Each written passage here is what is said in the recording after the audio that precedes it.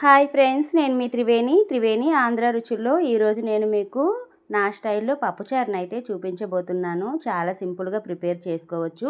చాలా టేస్ట్గా అయితే ఉంటుందండి. ఎప్పుడు కూడా ఈరోజు పప్పుచారు కుదరలేదు, మొన్నదైతే చాలా బాగా కుదిరింది అనే టాపిక్ అయితే వస్తూ ఉంటుంది కదా. ఇలా చేశారంటే ఎప్పుడు చేసినా ఒకేలా ఉంటుంది. ముందుగా అయితే ఒక గిన్నె తీసుకొని 40 గ్రామ్స్ చింతపండునైతే నానబెట్టుకుంటున్నాను. చింతపండు మునిగే వాటర్ వేసి ఇలా ఒకసారి కదుపుకొని చింతపండుని నానబెట్టుకుందాం. ఇప్పుడైతే ఒక కుక్కర్ తీసుకొని 1 కప్పు కందిపప్పునైతే తీసుకున్నాను. ఇక్కడ నేను 150 గ్రామ్స్ కందిపప్పునైతే తీసుకుంటున్నానండి. దీన్ని కుక్కర్లో వేసి వాటర్ వేసి 2 టైమ్స్ బాగా వాష్ చేసుకోవాలి. 150 గ్రామ్స్ కందిపప్పుకి 40 గ్రామ్స్ చింతపండు పులుపు అయితే భలే ఉంటుంది. పుల్ల పుల్లగా రుచిగా ఉంటుంది. ఇప్పుడు బాగా నీట్గా పప్పును కడుగుకున్నాక ఇప్పుడు ఇందులో ఒక 2 మీడియం సైజు టమాటీలని ముక్కలుగా కట్ చేసి వేసుకున్నాక ఒక 4 పచ్చిమిరపకాయలని ఘాట్లు పెట్టి వేసుకోండి. ఒక పెద్ద సైజు ఆనియన్ని పెద్ద ముక్కలుగా కట్ చేసి వేసుకున్నాక రుచికి సరిపడే సాల్ట్, ఒక పావు టీ స్పూన్ పసుపు, అర స్పూన్ కారాన్ని వేసుకోవాలి. ఇప్పుడు 1 స్పూన్ ఆయిల్ని కూడా వేసుకుంటున్నాను. ఇవన్నీ వేసుకున్నాక పప్పు మునిగి వాటర్ అయితే వేసుకోవాలి. వాటర్ వేసుకున్నాక మనం కుక్కర్ మూత పెట్టి 3 విజిల్స్ వచ్చే వరకు కుక్ చేసుకోవాలి. విజిల్స్ అయితే పెట్టుకొని 3 విజిల్స్ వస్తే సరిపోతుందండి. మనకి విజిల్స్ అనేది కంప్లీట్ అయిపోయాయి. ఇప్పుడు కుక్కర్ మూత తీసి చూద్దాం. చూడండి మనకి ఎంత బాగా సాఫ్ట్గా కుక్ అయిపోయిందో.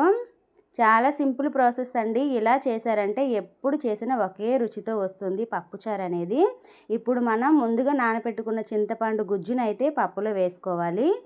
చింతపండు మనకి పప్పుచారు అనేది చిక్కగా ఉండకూడదు, అలా అని మరీ పలచగా ఉండకూడదు. చూడండి మన వీడియో క్లిప్లో చూపించినట్టు ఈ పద్ధతిలో ఉంటే సరిపోతుంది. ఇలా బాగా చింతగుజ్జును వేసుకున్నాక బాగా కలుపుకొని మంచిగా 5 నిమిషాల పాటు హై ఫ్లేమ్లో మరిగించుకోండి. పప్పుచారు ఎంత బాగా మరిగితే అంత రుచిగా ఉంటుంది. ఇప్పుడు పోపు వేసుకుందాం.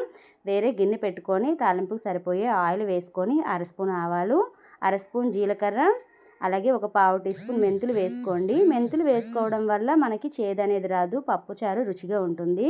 7-8 వెల్లుల్లి రెమ్మలు, ఒక 5-6 ఎండుమిరపకాయలు తుంచి వేసుకొని బాగా ఫ్రై చేసుకోవాలి. ఇలా బాగా ఫ్రై చేసుకున్నాక ఇందులోనే పావు టీ స్పూన్ ఇంగువనైతే వేసుకుంటున్నాను. ఇంగువ వేసుకుంటే పప్పుచారు మంచి సువాసన అనేది వస్తుంది. ఇప్పుడు ముందుగా మరిగించుకున్న పప్పునైతే వేసుకోవాలి. నేను తాలింపులో వేసే కరివేపాకు అనేది మిస్ అయిపోయిందండి, ఆ క్లిప్ అనేది. ఇప్పుడు పప్పుచారు వేయగానే మూత పెట్టి ఇప్పుడు కాస్త కొత్తిమీరను వేసుకోవాలి. అలాగే నేను మిస్ చేసిన కరివేపాకును కూడా వేసుకున్నాను. తాలింపులోనే మీరైతే వేసుకోండి. మనది ఆ క్లిప్ అనేది వీడియో క్లిప్ అనేది మిస్ అయిపోయింది. ఇప్పుడు కొత్తిమీర వేసి మూత పెట్టుకుందాం.